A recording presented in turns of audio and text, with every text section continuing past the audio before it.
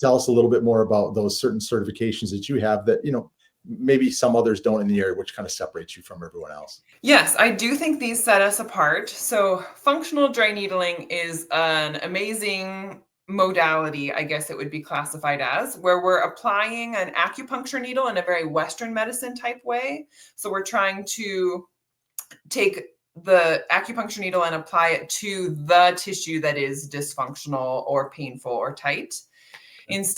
Whereas if we think about acupuncture, oftentimes needles are placed all over the body. If you're coming in for shoulder pain, we're placing needles in the shoulder. We have done a series of tests and measures, of course, to figure out which are the tissues that need to be targeted. And then we apply electrical stimulation to the needles to provide a pulse in that muscle that is resetting the flexibility within the muscle. It's promoting blood flow. It is also helping reset the nervous system's contribution to what can be oftentimes a pretty chronic or painful activity. So dry needling is probably like the most influential thing that I love to do with patients if they're open to it. I feel like it really revolutionized my practice and patient outcomes and like the speed at which people are getting better, which has been So with awesome. some patients, will you insert a dry needle and not do the electrical acupuncture along with it or the stim associated, or does it always go hand in hand? Whenever possible, I like to do the stim, but of course, if you have a pacemaker or some other reason why we wouldn't want to do stim, there are certain cases where we don't.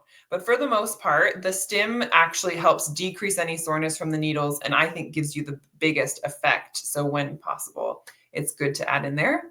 Okay.